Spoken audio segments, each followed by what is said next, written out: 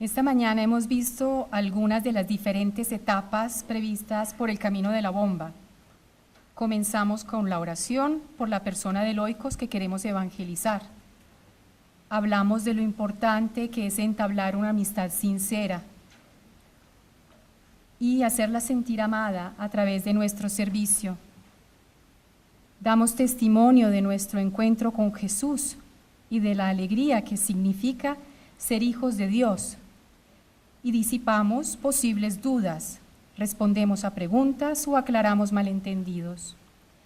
En fin, en estas fases descritas, nosotros somos para esta persona un compañero de viaje que la toma de la mano, la guía y la sostiene en los primeros pasos de la vida espiritual.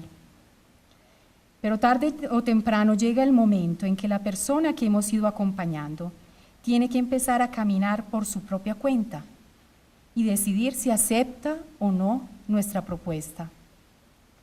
Puede volver a la vida que había llevado antes, a una vida en la que se acordaba de Dios solo cuando lo necesitaba, a una vida en la que Dios ocupaba el último lugar de las prioridades, en la que Dios era un ser frío, lejano, que imponía una serie de obligaciones y amenazaba con castigos, o en la que tal vez Dios ni siquiera existía. O puede comenzar una vida nueva y poner a Dios en el centro de la misma. Y se trata de una decisión muy delicada, puesto que implica dar un cambio radical de rumbo y abandonar al hombre viejo para revestirse del hombre nuevo, como nos dice San Pablo en la epístola a los Efesios. Entonces, ¿cómo podemos ayudarle a la persona que estamos acompañando para que dé ese gran paso? En primer lugar, hay que rezar. Lo han oído ya toda la mañana. La oración debe preceder, acompañar y seguir todos nuestros esfuerzos evangelizadores, porque aquí nosotros no somos los que obramos. Como decía el Papa Pablo VI, el verdadero protagonista, el agente principal de la evangelización es el Espíritu Santo. Si invocamos con fe la ayuda del Espíritu Santo, podemos estar seguros de que todas nuestras acciones, todas nuestras palabras, todos nuestros silencios serán inspirados por Él para el bien de la persona a quien están dirigidos. En segundo lugar, no se debe juzgar. Tenemos que acordarnos siempre de cómo éramos nosotros antes de encontrarnos con Jesús, del miedo que nos daba la simple idea de abandonar nuestras seguridades, de ser ridiculizados por nuestros amigos, porque como dicen, bueno y bobo se escribe con la misma B, de la facilidad con la que adaptábamos nuestros principios morales según nuestros propios intereses, de lo que nos interesaba nuestra carrera, el éxito, y lo poco que nos interesaban los derechos de nuestro prójimo. En este momento es muy importante acordarse dónde estaba nuestro tesoro en aquel momento. ¿Por qué? Es importante recordarlo para comprender el estado de ánimo en el que se encuentra la persona que estamos acompañando y evitar juzgarlo injustamente. En tercer lugar, es necesario respetar los tiempos del otro. Es natural que no veamos la hora que la persona que estamos evangelizando cambie y descubra la belleza de una vida plena en Cristo. Pero nosotros no podemos ni acosarla ni ponerla bajo presión. Por otro lado, tampoco le podemos pedir a Jesús que intervenga de una manera extraordinaria y digamos que un día el Señor sale, el amigo que estamos acompañando sale de paseo a caballo por la finca, lo tumbe del caballo y le diga con una voz tronante, conviértete, cambia de vida. No, eso no lo podemos pretender, ¿no? Para el 99% de los comunes mortales, la conversión es un proceso, es un camino, es un acto de voluntad personal que hay que renovar día tras día. Y por último, dar testimonio, no tanto con nuestras palabras, sino con nuestras acciones. El Papa Pablo VI decía que el hombre contemporáneo escucha más a gusto a los que dan testimonio que a los que enseñan. Y si escuchan a los que enseñan, es porque dan testimonio. Entonces, no queda duda de que si decidimos seguir a Jesús, Tarde o temprano, tendremos que darle un vuelco a nuestras vidas. Si tú mismo no has dado ese salto, no podrás nunca demostrarle a la otra persona que abandonarse en las manos de Dios no significa perder el control de nuestras vidas o lanzarnos a ciegas en un precipicio, sino poner nuestra confianza en alguien que nos ama inmensamente, que nos protege y que nos guiará por rumbos sorprendentemente inesperados. Cuando yo acompaño a una persona y le trato de explicar lo que es abandonarse, entregarse a Dios, a mí me gusta mucho usar la imagen del ciclista. Entonces, un ciclista cuando decide dar una vuelta, lo primero que escoge es la bicicleta. Pongamos que escogemos una bicicleta de carreras. Entonces, el ciclista decide cuál es el rumbo, cuál es la meta. La bicicleta de carreras tiene solo un asiento, cabe solo una persona. Si le toca llegar a una loma, le toca pedalear solo. Si se pierde, no tiene a quien pedirle ayuda. Si se le chuza la llanta, no tiene quien le ayude a ponerle el parche. Pero el ciclista también puede decidir irse en un tándem. Y en ese tándem, ahora en nuestra vida espiritual, le puede pedir a Dios que se suba.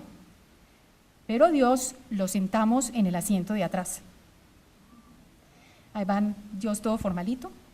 Entonces, los asientos son más cómodos en un tándem por lo general, el esfuerzo es compartido, de vez en cuando compartimos algo con el de atrás, pero no es que sea lo ideal. Cuando nos damos pero cuenta que el que va atrás se las sabe todas, que es mucho más fuerte, que realmente conoce caminos que nosotros no conocemos, entonces podemos pedirle que cambiemos de puesto.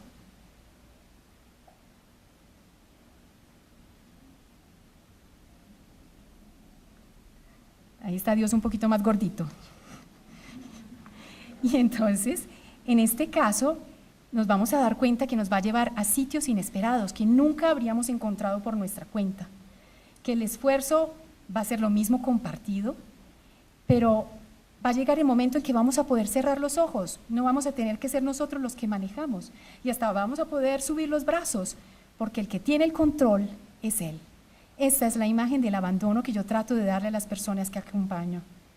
Pero volviendo a la persona que estamos acompañando en este camino, es evidente que no nos podemos esperar que el abandono en esta fase sea total, porque yo misma me demoré muchos años para llegar, para dar ese paso.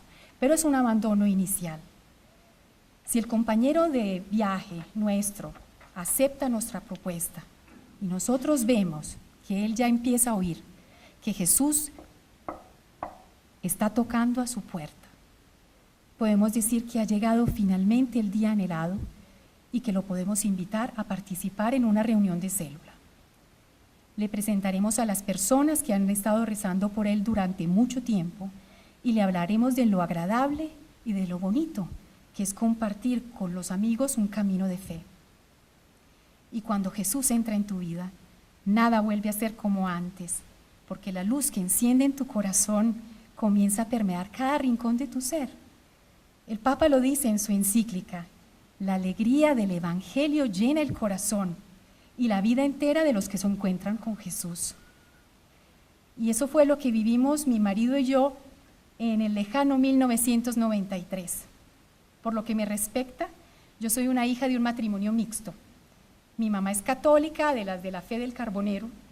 Mi papá es protestante, pero no practicante.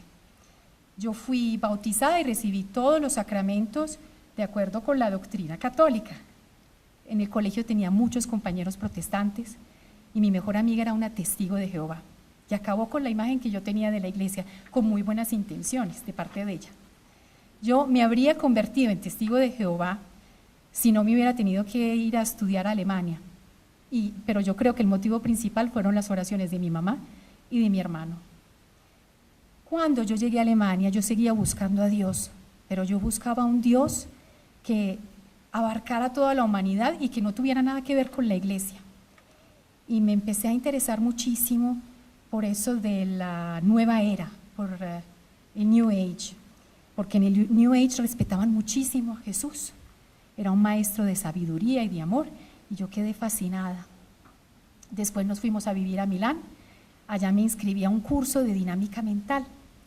Y los que participaban en el curso hablaban de una iglesia en Milán en la que había una energía particular. O sea, los de la nueva era hablan mucho de energías. Y entonces, un día, era un domingo de Ramos, mi marido y yo decidimos irnos a ver esa iglesia para sentir esa energía particular. No sabíamos que nos estaba esperando una energía con la E mayúscula, porque el día en que llegamos, los que habían participado en un seminario de vida en el Espíritu, ese día los estaban bautizando. A nosotros nos habían dicho que en esa iglesia, en el cementerio paleocristiano, había una concentración de energía espectacular. Pero a nosotros no nos dejaron entrar al cementerio y nos tocó quedarnos arriba en la iglesia. Y mientras yo estaba en la iglesia y escuchaba los cantos y viví ese ambiente impregnado de oración, yo me empecé a emocionar y me puse a llorar. Y me di cuenta que lo que yo había estado buscando en todas partes, lejos de la iglesia, había sido siempre parte integrante de mi iglesia, de mi fe católica. Y así empezamos a frecuentar la parroquia de San Eustorgio. Y un día una amiga que tenía mi marido, Nina, que es la madrina de mi hija, nos invitó a que participáramos en una célula y empezamos este camino. Y después de unos meses nos propusieron que participáramos en el seminario de vida en el Espíritu. Y cuando se habla de ternura de Dios, el grupo al que fuimos asignados, y había muchísimos grupos, el grupo nuestro se reunía en el cementerio paleocristiano. Y yo fui bautizada en el Espíritu en el cementerio paleocristiano. Y aquí volvemos a lo de la bomba, porque en el momento en que le abrimos nuestro corazón a Jesús y nos sentimos inundados por ese amor, es difícil quedarse callados, porque se lo quisiéramos comentar a todo el mundo. Como dice el Papa, la primera motivación para evangelizar es el amor de Jesús que hemos recibido, esa experiencia de ser salvados por Él, que nos mueve a amarlo siempre más. Y oigan esto, ¿qué amor es ese que nos siente la necesidad de hablar del ser amado, de mostrarlo, de hacerlo conocer? Por lo general, en esta fase inicial del camino de fe, las personas son bastante tímidas y no se atreven a hablar abiertamente de la experiencia que están viviendo. Como ustedes saben, en nuestras sociedades la fe, al menos en Europa, es vista como algo íntimo, algo muy personal. Pero en la célula se aprende a perder lentamente esa timidez, porque en todas las reuniones los miembros no solo hablan de lo que Jesús ha hecho por ellos desde el último encuentro, sino que hablan también de lo que ellos han hecho por Jesús. Tarde o temprano, la persona que llega a la célula se va a enterar de que Jesús nos dejó una especie de testamento, el mandato misionero. Fueron las últimas palabras que pronunciara Jesús antes de ascender a los cielos. Y todos sabemos que cuando uno se despide de alguien que uno ama inmensamente, las últimas palabras tienen un valor especial y brotan por lo general del corazón. ¿Y qué es lo que nos dice Jesús? Ese es el mandato misionero y lo encontramos en diferentes partes de la Biblia. En San Marcos, vayan por todo el mundo y anuncien la buena nueva a toda la creación. Mateo, vayan pues y hagan que todos los pueblos sean mis discípulos. Bautícenlos y enséñenles a cumplir todo lo que yo les he encomendado a ustedes. Lucas, debe proclamarse en su nombre el arrepentimiento y el perdón de los pecados, yendo a todas las naciones. Ustedes son testigos de todo esto. Lo encontramos también en Juan y en Hechos. Serán mis testigos en Jerusalén, en toda Judea, en Samaria y hasta los extremos de la tierra. Como ven, debe haber sido algo muy importante para que aparezca en todas estas partes. Pero la diferencia después de haber entrado a la célula, es que este encargo que antes nos habría parecido una locura, lo que nos habría parecido una tarea que le corresponde solo a las personas consagradas, con la escuela de la célula y el ejemplo de nuestros hermanos, nos sentiremos animados a hablarle a otras personas de la alegría que significa ser hijos de Dios, ser amados por un Padre misericordioso, que llega a dar a su Hijo por nuestra salvación, a pesar de nuestras caídas, de nuestras infidelidades y de nuestros defectos. Es más, comprendemos que no se trata de una opción, sino de un deber que tenemos que cumplir como bautizados que somos, pero no lo sentiremos en ningún momento como un peso.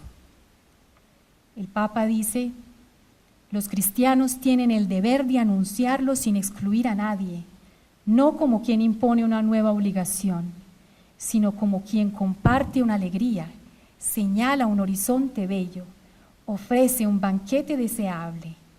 La Iglesia no crece por proselitismo, sino por atracción. Mira que estoy a la puerta y llamo, pero no más porque quiere entrar, sino porque no ve la hora de salir con nosotros y comenzar una nueva aventura. Gracias.